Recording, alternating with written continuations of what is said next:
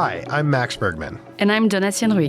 And this is The Eurofile, a podcast where we look at Europe through a Washington lens.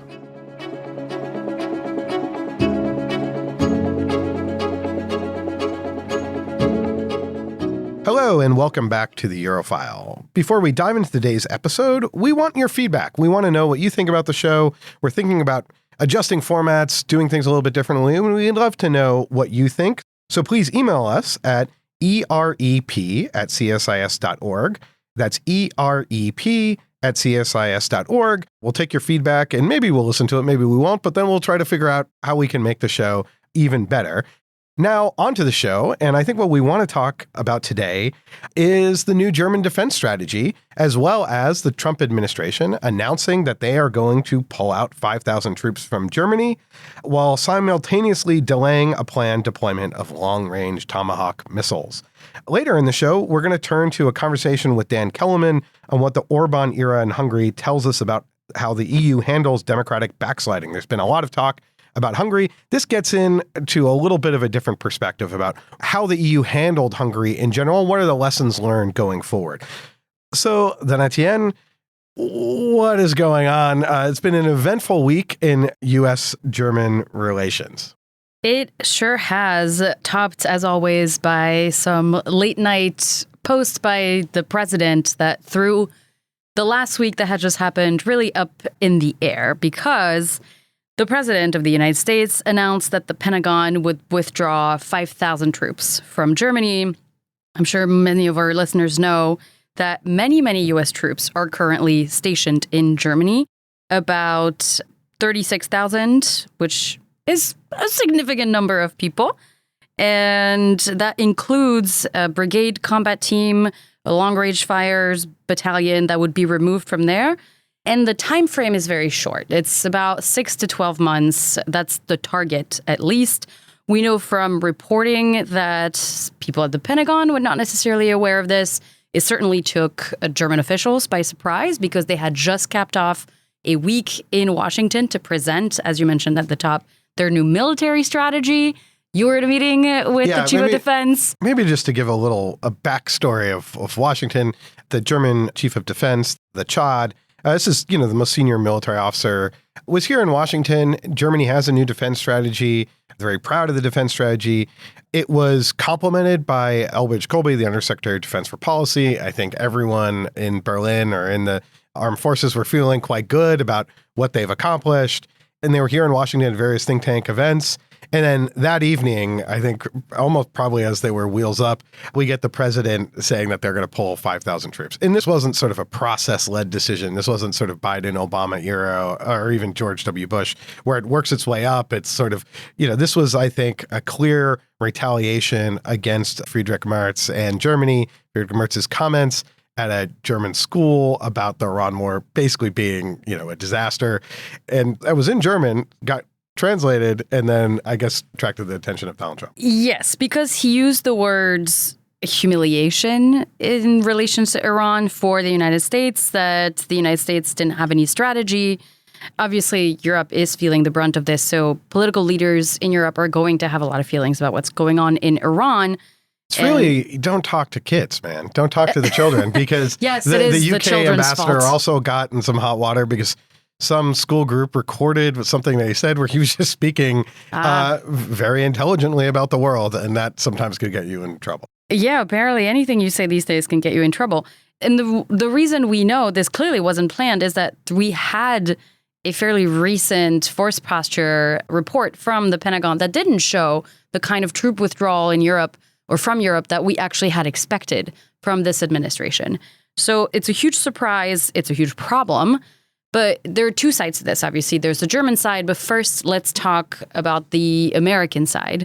As we just talked about, this is a pretty surprising decision. The time frame that they're proposing is very short. So there's a couple things here. The presence in Germany is really important for deployments in the Middle East, which is kind of active at the moment. And on the other side is the question of where we put all these troops if they're not in Germany. What's your take of this kind of withdrawal? So I think to take a step back, the administration came in and there was a lot of signaling in 2025 that there was going to be a massive forced posture review. Now, normally a forced posture review is done, but not sort of with great public fanfare unless you're going to do something dramatic. You're going to close bases and do other things. And that's what they came in signaling. There's a very important 2024 Heritage Report that highlighted, this is how you could sort of pull back U.S. troops. Some of those people are in the Pentagon working with Elbridge Colby. And I think what happened, when you write a good think tank report, it throws up big ideas and then you come in and you start talking to the generals and everyone. And it practically becomes hard to just do the thing you wrote down on paper. Rota in Spain, where we have a naval base, it's really for U.S. presence in the Sahel if you're going to kill terrorists. Naples, our naval base, is for the Mediterranean, and then Ramstein and a lot of our forces in Germany are actually to project power out into the Middle East. It was only after 2014 when we sort of realized, could we even drive to the Baltics if we needed to? So, there wasn't a big forced posture review that was released. However, I think the broader sentiment that the Pentagon wanted to reduce its presence in Europe was one, that's where the Pentagon is. I think they got boxed in by the Polish president coming and meeting with Trump, and Trump, the Polish president saying, are you going to pull troops out? And Trump said, no. I don't know if he was briefed on that, but he said no, and then they couldn't pull troops out of Poland. Which is music to Poland's ears. Yes, and obviously. I think to anyone in the Baltic states as well. So I think this is the trajectory of the administration is very clear. They want to reduce the presence in Europe. They want to shift the burden of European defense to Europeans. So this is just in line with what they've indicated. And I think we're going to see more of this, especially as tensions between the U.S. and Europe increase. And part of what we heard as well is that something that started under the Biden administration was to deploy long-range Tomahawk missiles in Germany. That has now apparently been scrapped. Merz confirmed this. So this does have a lot of implications. Germany, as also everybody I'm sure knows, hosts EUCOM and AFRICOM. So it's a critical part of the strategy, even though, yes, we know this administration, the long-term goal is to remove some attention from Europe. But let's talk about the impact for Europe, and in particular, Germany. As you said, they were very proud of this military strategy, which is their first military strategy ever. There's a lot of investments going into the defense sector and this defense strategy in Germany, but there's some questions about how they're implementing it. Sure, they are showing up for the alliance, et cetera, but this might be a bit of a strange dynamic because as much as they're investing, Germans still very much anchor the United States in their security strategy.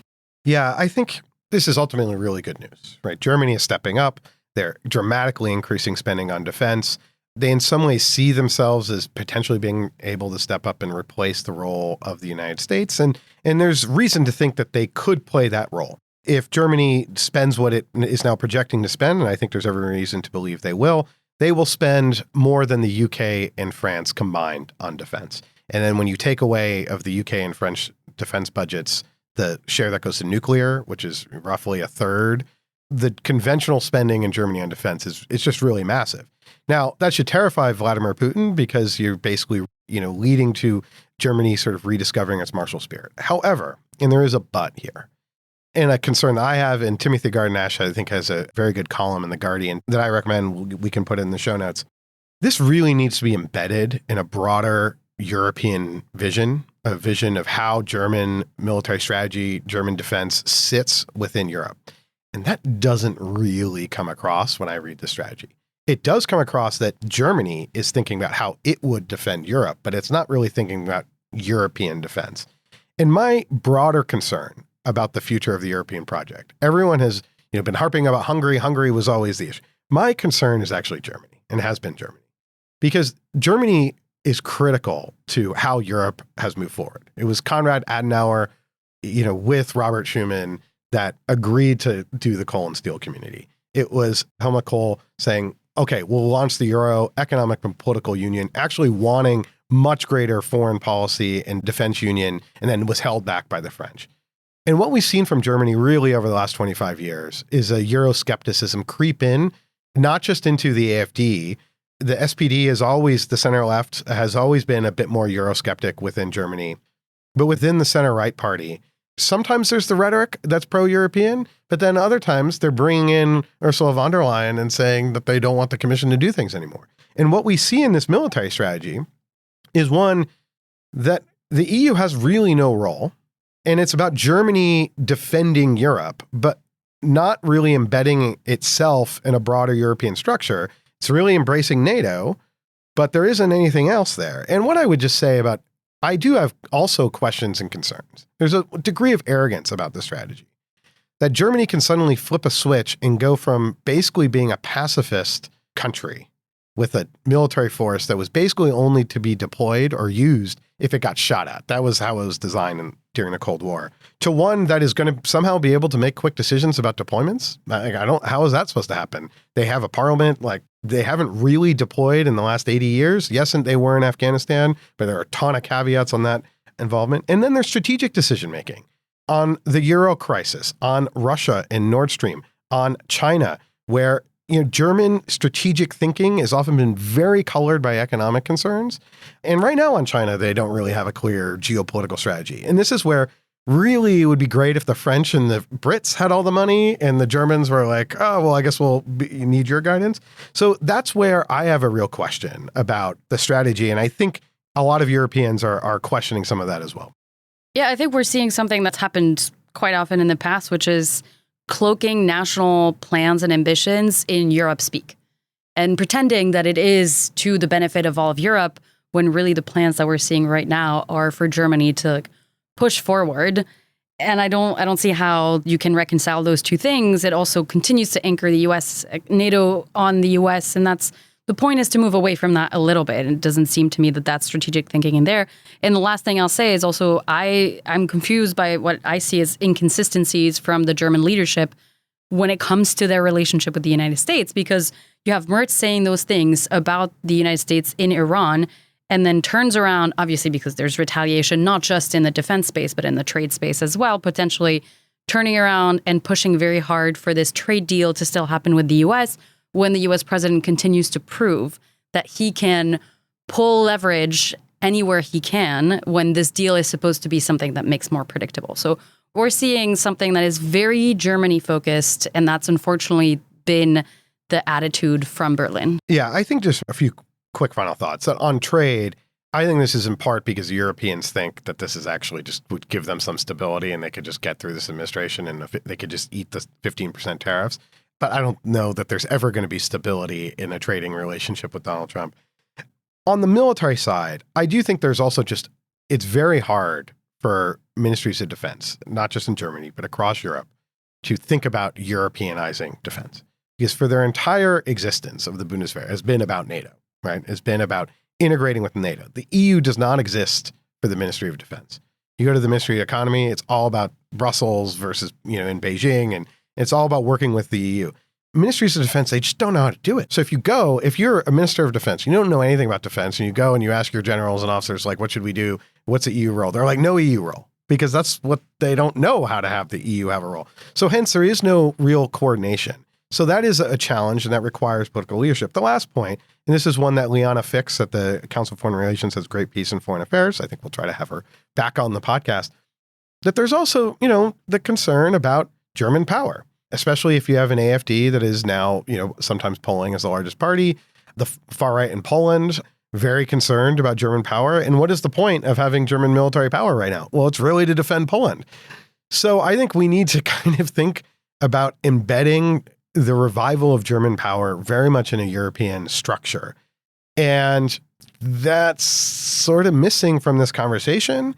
I think everyone just wants to applaud the defense spending, and that's great. But it's really about how power gets used, right? How can Germany act? Can it actually get its troops? Can the parliament move fast enough?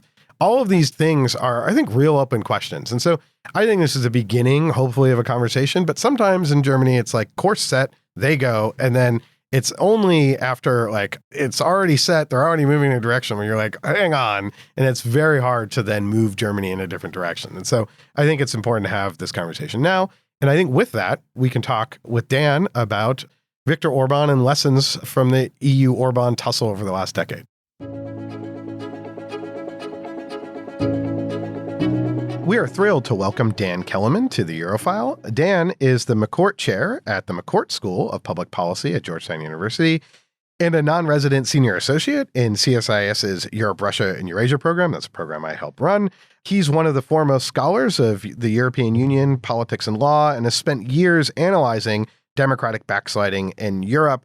And he's the perfect person to talk with us to sort of go back to the beginnings of Orbán and the EU. And what we want to sort of do, Dan, in this interview is to gain a better understanding of the Hungary EU tussle and competition over the last 16 years that Orbán has been in power as democracy and rule of law was eroded, and how the EU responded to that. And what are some of the lessons learned from the EU's interaction with Viktor Orbán? So Dan, welcome to the show.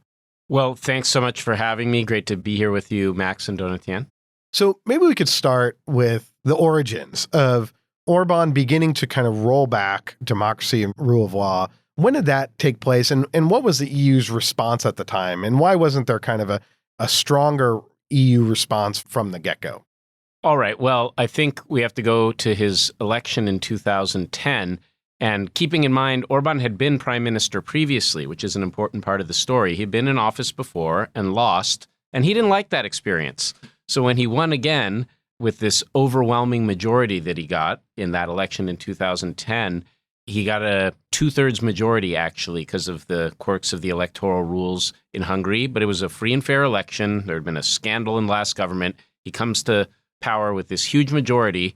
And having lost power before and not liking that experience, he set about thinking, well, how am I going to use this, what they call a constitutional majority? In other words, a 2/3 majority that enabled him to amend the Hungarian constitution. He said, how am I going to use that power to basically cement my hold on power, reform institutions, concentrate power in my hands and in my party's hands, and put myself in the position to endure here for decades? Was this noticed in Brussels? So what was the EU's response to this? Did this trigger anything? Because, I mean, if we could sort of go back earlier, right, at the time of enlargement when Hungary joins in the Big Bang enlargement in 2004, there was the Copenhagen criteria set out with enlargement that countries had to be democratic, these institutions had to be consolidated. And it seemed like the EU's approach to Hungary and to, all democracies that had joined and its existing members, this is a done deal now. It's the end of history. You don't need to continuously be checking and monitoring a country's democracy. Did the EU have tools to respond? When did they notice? What were the actions that they then began to take?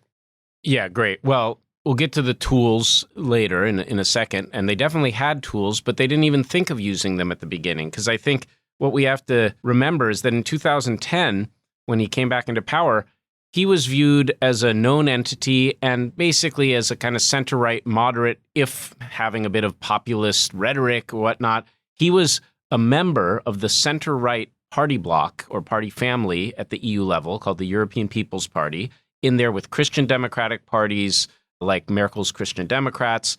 People like Merkel had been working with him closely. Jean-Claude Juncker viewed him as an old friend. He had been in power before and not become an autocrat. So there were plenty of reasons to maybe not take it so seriously at first and not realize what was happening. And I think the EU was, in a way, on alert for, let's say, neo-fascism or far-right parties. There had been this experience 10 years before with Jörg Haider and his Freedom Party becoming part of a coalition government in Austria, and that had triggered a kind of firestorm. So, in a way, I would say the EU was primed to look for maybe far-right neo-fascist entering government, but they weren't really thinking about autocracy.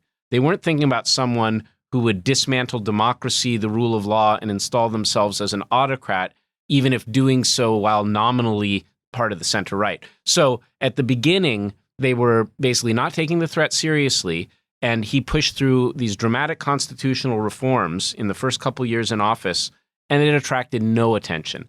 I think I and a couple other people started writing some of the first sort of worrying articles around 2014 or so about what was happening, but we didn't see any EU action till much later, which we can get to. But the EU really, for most of the first decade, did almost nothing. It kind of blows my mind. I think it's very helpful for you to outline how the EU didn't look at this and didn't see this, because there's this amazing article by Kelemen and Chaplin, two co-authors who are Hungarians, called Disabling the Constitution. And when you read, I wasn't aware of the detail of it, but when you read how much they did so early not just obviously rewriting the constitution, changing the voting threshold for what it takes to rewrite a constitution, changing the people who are in the election commission. Some of these things are incredible when you look at democratic standards. So how is it possible that that didn't ring any alarms, even in judicial circles, maybe in Europe? Well, there's a number of reasons. I think the EU's failure to act in a way, when we look back at it, is kind of overdetermined. There were so many factors in retrospect that led it not to do enough. I think one of the first things I'd say is back to this, issue of Orbán being in the European People's Party. He had powerful political protection. If you want an analogy, think in U.S. history when the Solid South, these Democratic Party-run states in the South after the Civil War, they basically ran one-party autocratic regimes for nearly 80 years after the Civil War, where there was no real party competition. They disenfranchised African-American voters and oppressed them. And these were authoritarian regimes, really, but nothing was done. Why? Because the Southern Democrats delivered seats in Congress to the Democratic Party and helped them elect presidents through the Electoral College. So the National Democratic Party protected them from any intervention. Well, back to Europe, it's kind of the same dynamic where Orbán had the political protection of the most powerful political force in Europe, the European People's Party, which is, again, the dominant center-right force. And they basically, when there were complaints about what was happening, concerns raised, they said, no, don't take action against him. It'll be all right. And there were economic interests, too, because, of course, he was being very nice to German multinationals and things like that. And, people had something to gain. But the one other thing I would add is that those kind of detailed constitutional and institutional reforms that you're talking about that consolidate power, those just didn't ever attract attention so much as the substantive policies, like his harsh treatment of migrants or later his attacks on the LGBTQ community. Those are things that people could get motivated about, other leaders, but sort of drier, if you will, or technical seeming issues about judicial reform or ombudsman's offices, or those things, they just didn't motivate. Just on that, I mean, here in the United States, it's our 250th birthday, and we're having this race to gerrymander every single state, Republicans doing that in Republican-controlled states, Democrats in Democratic-controlled states. The Supreme Court has basically said this is okay, but there's, still questions in our democracy of like how you structure the rules of the game. And so it's not sort of surprising that the EU being created, you can put the origin at all different dates, but 1950, but really in the early 1990s, would not really have this, clear definitions of what it means to be a democracy where you could, political actor like Orbán could push the boundaries. And so it's not surprising to me that the EU would sort of struggle to figure out, okay, how do we reckon with this? Yeah, and I would just add to that, Max, of course, there's a wide diversity of forms of democracy in the EU and institutional rules. You mentioned, Donatien, my friend and co-author Kim Scheppele, and another concept of hers she used in reference to Hungary was she called it a Frankenstate, like Frankenstein, where basically a lot of the moves he made and reforms he put in place to concentrate power in his and his party's hands, he could often point to one country in Europe that had something like that. And many of these institutions, just taken in isolation, didn't seem so crazy. But it's when you took a step back and look at the Frankenstein he created that really put all power in his hands and made him a de facto autocrat in the country, right? That was what's unacceptable. But as you say, Max, they could always rhetorically say, oh, well, we've seen something like this in this country or that country. Yeah. And they did that in response to some cases around like media consolidation, et cetera. They pointed at a bunch of countries in the EU. And Max, your point is obviously well taken, that there are always questions about how do we build the best kind of democracy. And at the time, there were responses, including from, for example, the Venice Commission that highlighted some concerns about some of those reforms that were done. So let's look at the flip side of, like, we just outlined the way he was able to consolidate this power. But what, if anything, constrained him? What was the flip side of that coin, either inside Hungary or within the EU? Because there are interesting comparisons. And Max, you've talked about them before, like when we look at Georgia or Turkey. These are countries that went a pretty different way in consolidation, but Hungary did not go that far. So what is it that potentially constrained Orbán and Fidesz? Yeah, and let me just say one thing before I talk about what constrained him. Just one more thought on sort of part of how he got away with it or why they didn't do more. there was an element, it reminds me of in Harry Potter, Voldemort is he who could not be named, right? You couldn't say his name. And EU leaders couldn't call Orbán an autocrat. None of them did. Once Juncker jokingly slapped him on the back and said, "My friend, the dictator," but that was a joke. No actual EU leaders or other prime ministers would ever stand up and call him an autocrat the way, for instance, Joe Biden did, right? So why not? Because partly it was that which could not be named, because if they would admit that there was an actual non-democracy in the EU that had a seat at the council table and was voting on things, then actually that makes the EU's passage of laws illegal, because the treaties say every member state has to be a democracy. So they couldn't even admit it. Okay. Now, that being said, were there some outer bounds? Yes. And I think this is what's important. Hungary was not a democracy anymore, despite the fact that Magyar won, which we'll get to. It was what political scientists call an electoral autocracy. And that's not just my opinion. All the ratings bodies like VDEM, Freedom House rated it that way. Okay. Now, what did that mean?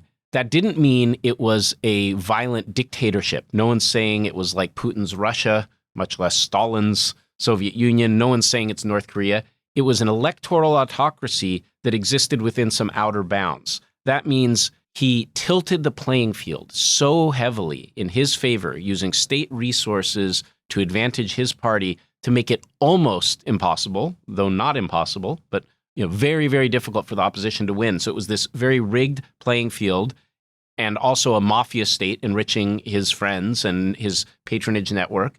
But it was not a violent dictatorship. So he harassed opposition parties. He didn't arrest their leaders, right? He had oligarchs buy up any media that was independent, right? But he didn't arrest or torture journalists the way you'd see in a dictatorship. So EU membership definitely placed outer bounds on how far he would go on the path toward autocracy. Now, take a step back to go on the journey that he went. Because I remember being in the Obama administration, and I think it was in September 2016, Obama gives a speech, I think it was at the UN, if I remember correctly, or in Europe, that called out Hungary, called out sort of the decline of democracy. I think then Deputy Secretary of State Tony Blinken refused to travel to Hungary, that the Obama administration wasn't going to send senior level American officials to Hungary. That was sort of the beginning. It's being recognized that what's happening here is a real trend. Okay, so the EU doesn't take action vis-a-vis Hungary to try to, put pressure on Orbán. But what is Orbán doing at the EU level? Because, I think part of anyone that would talk about the EU and how, I would try to make the argument for a long time that the EU is not collapsing. Everyone would say, but what about Hungary? What about Hungary is the thing everyone would always say, because the sense was that Hungary was always this obstructive force. And it strikes me that Orbán was very careful about picking his moments, about climbing down, and about being a speed bump, not sort of a wall to the EU taking a lot of action. Therefore, the EU found ways to work around him, to get over him, without Orbán really triggering this collision. So Orbán was careful about avoiding the EU-Hungary becoming this sort of penultimate fight, and the EU found wasn't also interested with the EPP and others in having that fight. Is that how you see it? That this was sort of a managed confrontation over many of the years, especially in the late teens that we saw? Yeah, I think that's very correct. Of course, then toward the end, he pushed it a little bit too far, which helps prompt the EU to take action against him starting from 2022. But if we go back, let's say 2010 to 2021 to I think what you described is exactly correct. More, let's say, speed bump than brick wall, in the sense, basically what Orbán did is he would repeatedly use his position and his veto power in certain domains, foreign policy, the budget, to extort the other member states. So, for instance, he had his pro-Russia policy, and that eventually became a bit too much. But for years he was pursuing that policy. And yet the EU did pass, we're on the 20th round of sanctions, I think. Exactly. So then how did that happen? Well, because he would drag his feet, he would act on Russia's behalf by watering down the sanctions, and then say, okay, and if you want me to go along and vote with them, then he would extort something for his government, right? So later, for instance, he would try to get the EU to go softer and not punish him, and with with these sort of budget punishments they were using against him. So basically, he used his power to extort the EU and to get them to basically let him run his little fiefdom in Hungary and keep their hands off.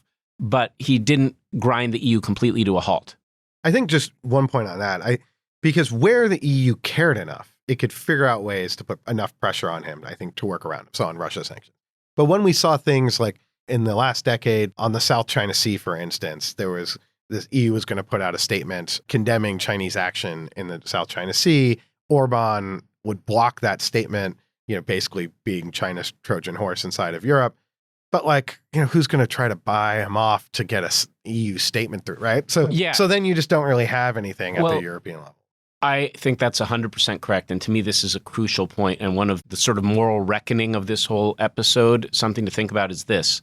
Many people said that, well, the EU lacks tools. We can get to that. It always had tools, I can assure you. But they said the EU lacks tools, or they would say, well, it's not appropriate for the EU to intervene in the domestic political affairs of a member state. Well, wait a second. Why was it appropriate for the EU to micromanage Greece's budget during the Eurozone crisis, or to send in the Troika, right? And all that level of intervening in sensitive domestic affairs, and not to do that kind of thing to defend rule of law and democracy in Hungary? I think the answer, sadly, is that where the EU cared more, it was able and willing to act. And where it didn't care as much, it chose not to. And the Greece case, I think, is interesting because in some of the politicians that were very pro-austerity at the time, it was a language of moral failure. Mm-hmm. But we didn't use that language when it came to Hungary at all, even though it was related to a sort of democratic ethical failure. So I think that's a really interesting comparison. I think we should say there was a major political failure in addressing Hungary's consolidation, Orbán's consolidation of power. The legal side did address it to some extent. There were cases at the Court of Justice of the European Union calling out breaches of treaties, like when it came even early on to the appointment of judges, later on to Central European University, and how Orbán basically chased it out of Hungary. So I think it's worth addressing this. And you mentioned that it had those tools, and I'd like to talk about that. But I'm curious, since we've been talking about Russia, what's your view of Orbán's relationship with Russia? You could see a way in which it helped prop up his own government, some of these large investments in energy, et cetera, cheap energy. But was this mostly transactional? Was there actually an ideological tie-in here from him, or, as we've recently found out, obviously his foreign minister? What's your view of that relationship? Well, yeah, as I've said before, co-authored a piece some years ago with my friend Mitch Orenstein from University of Pennsylvania, where we said Orbán is functioning as a Trojan horse for Russia inside EU foreign policy, right? That was his role, and this came to light with all the revelations about his foreign minister's phone calls to Sergei Lavrov, where he's spilling the beans on confidential negotiations in the council. And sending official documents to him. Exactly. That's why he was holed up in the foreign ministry shredding documents after they lost the election. But anyway, back to your question, what was the relationship? I think it was largely transactional. I don't think Orbán is really very ideological. If you look at his whole career, he started out as a liberal, right, and made it all the way to the far right. So he was getting cheap energy from Russia. They had the nuclear plant deal. He was using this in various ways. And it was also, I think, a kind of signal to the EU and others that I have another option, right? So don't crack down on me because I have this other direction I could go. Yeah, so I think that was the nature. And in a sense, Orbán, I think, saw himself more broadly as part of what Applebaum calls autocracy Inc., right? This kind of global network. So he did feel an affinity for Putin, but also saw himself as more a potential leader of aspiring autocrats in countries like his.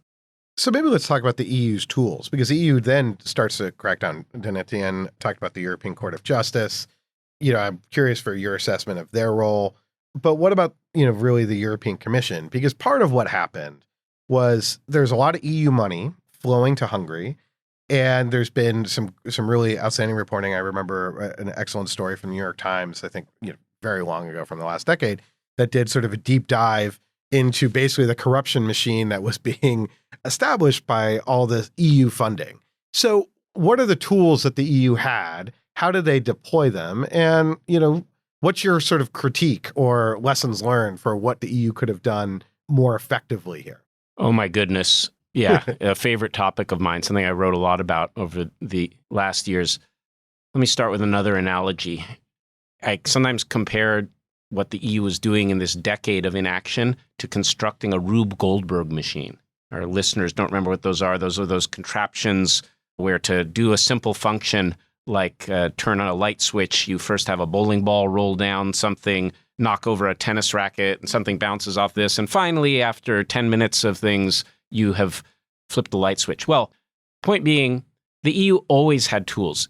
The EU was able to suspend funding from member states due to systematic concerns about the rule of law and corruption years ago. In fact, they'd done it in the past several times with countries in East Central Europe where there were concerns about the anti-corruption frameworks. They've done this many times over the years before Orbán was even in office. So they could suspend the structural funds, et cetera. So they had that power. They could have suspended Hungary's money early on, which some of us were arguing they should. But instead, and they could have also brought more lawsuits, like you were referring to infringement lawsuits where the Commission sues countries before the European Court of Justice. They brought a couple, but hardly any. They could have brought a lot more, and they could have fined Hungary for noncompliance. They had a bunch of these simple tools. Why didn't they use them? They built this Rube Goldberg machine where they kept using the idea that they lacked tools as an excuse for inaction. So they would say, oh, we need to have an annual rule of law report to assess in all countries what is the state of rule of law, or we need a new mechanism, a rule of law conditionality mechanism for the budget specifically, blah, blah, blah, blah.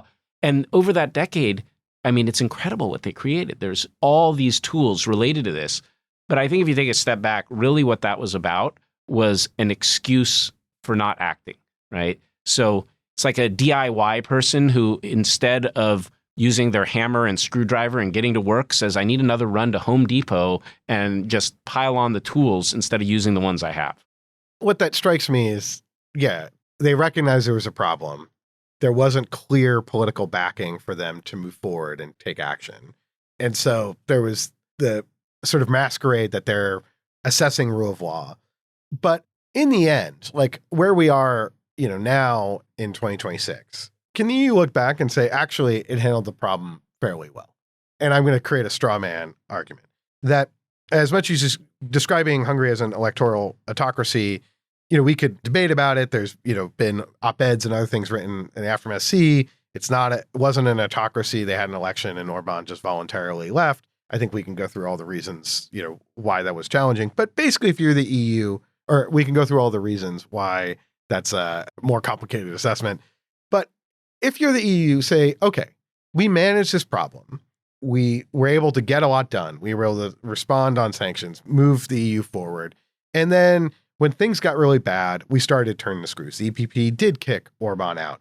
The EU had cut off money over the last 4 years, which was a major contribution to Orbán's defeat because the Hungarian economy was limited. The ECJ did take action and to protect some of the rights and creating kind of a, an outer bound of what Orbán could actually do in terms of rolling back democracy, arresting people, things like that. So can the EU sort of pat itself on the back and say, okay, this is a difficult problem. We navigated it. We managed it well. We're now sort of democracy is stronger. We have things like a European Public Prosecutor's Office, that the EU has dealt with this okay. What's your take? Well, I think if you sort of get to the right place or toward the right place 10 or 12 years too late, do you really want to pat yourself on the back? I think that's going a little too easy.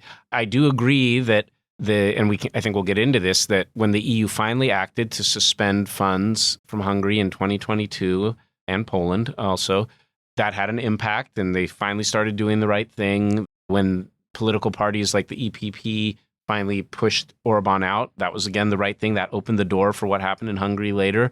But to say that, they should pat themselves on the back, to me excuses sort of 10 years of inaction that, first of all, had real harmful effects on people in Hungary, but I think more importantly, had harmful effects across the Union, because basically Orbán, that model was metastasizing.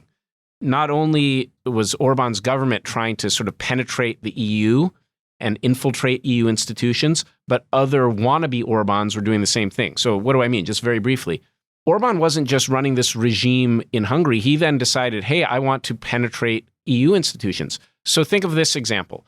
Oliver Varhelyi, who was in charge of enlargement in the first 5-year term Ursula von der Leyen as Commission president, right? He was Orban's lackey, let's call it, a real loyal servant of Orban, who von der Leyen agreed to put in charge of enlargement, basically because she needed support from Orban to become Commission president. That meant for 5 years, EU enlargement policy was not promoting democracy and rule of law in places like Serbia, right?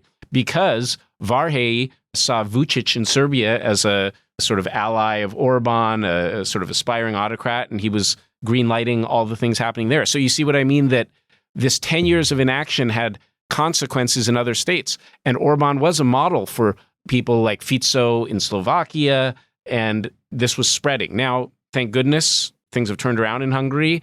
Better late than never. And he also used public money to fund think tanks and organizations that push an anti-EU line. You mentioned where we are now, and yes, there's been so much debate about, was it actually a democracy the whole time? Probably not.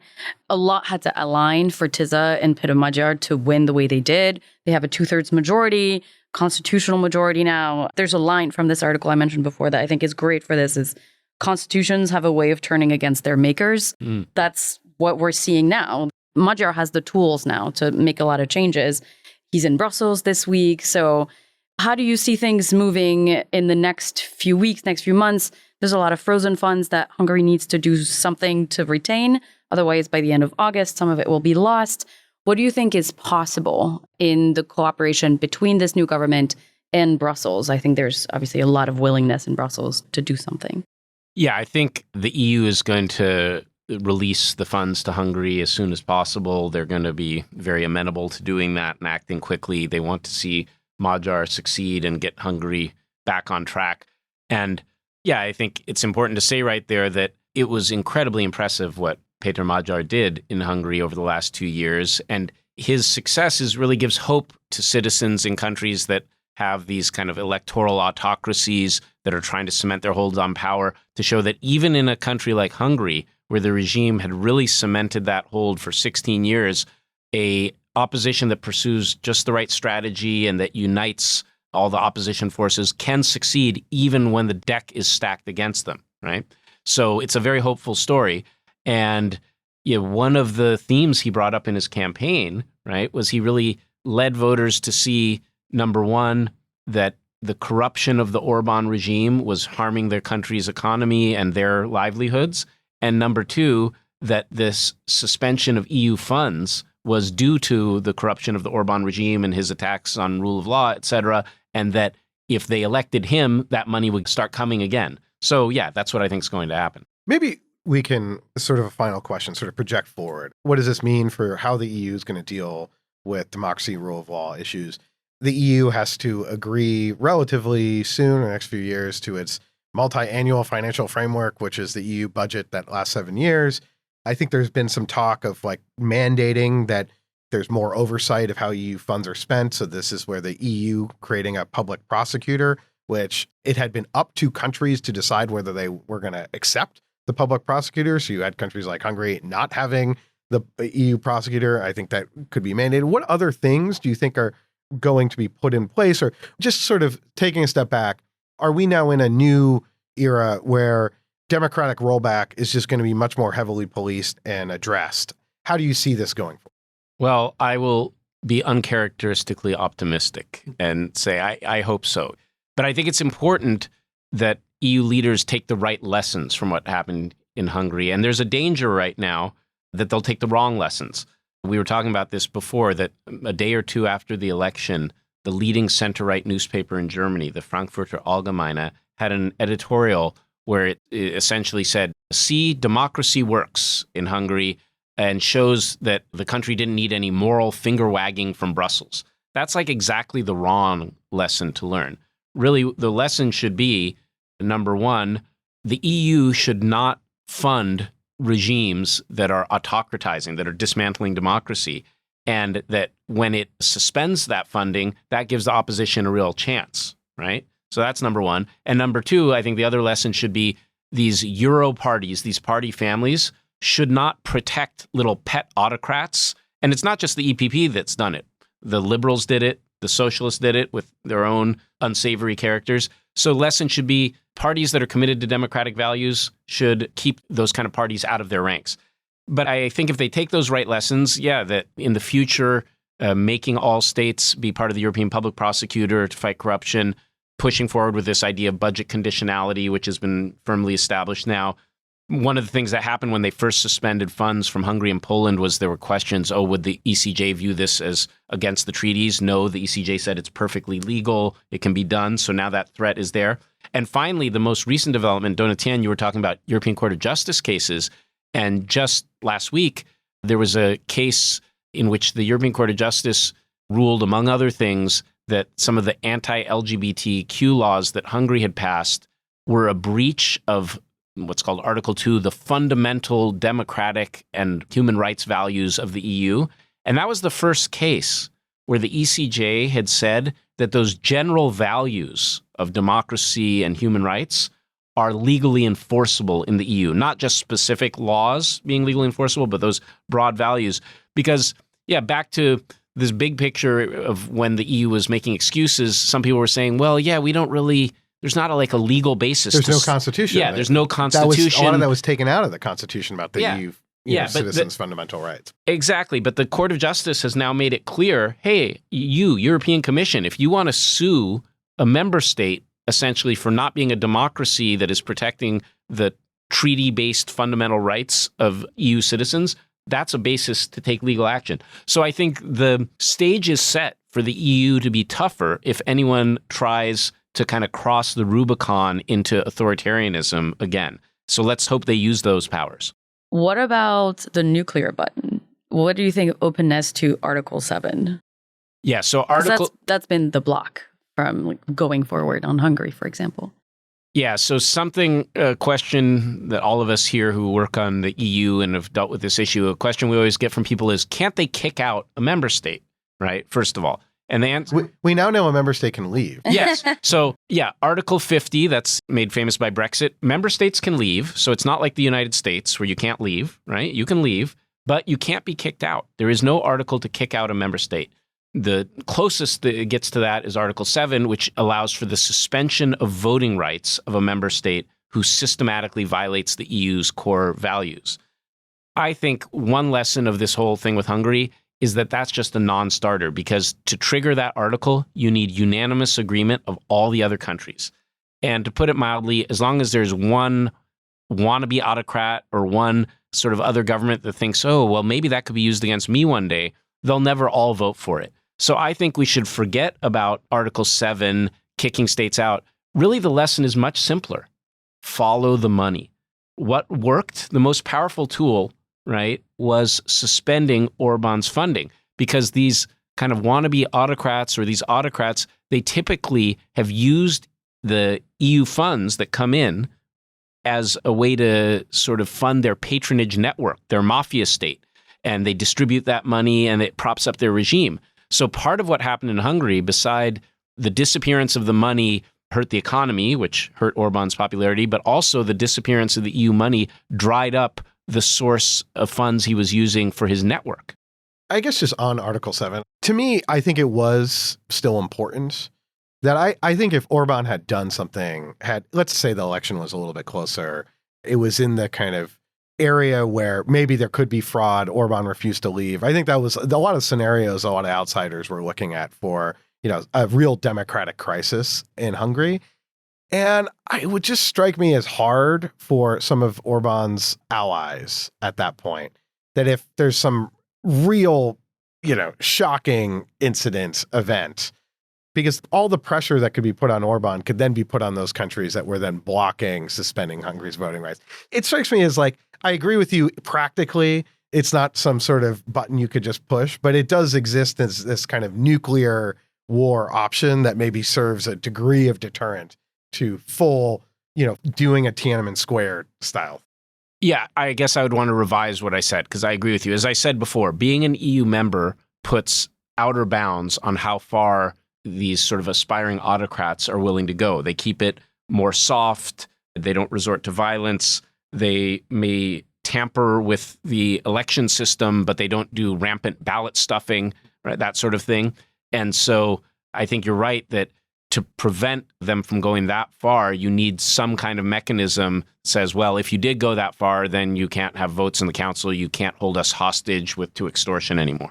Dan, I want to go on, but we need to call it quits. Dan, thanks so much for coming back on the Eurofile. Thanks so much. That was a great conversation with you both.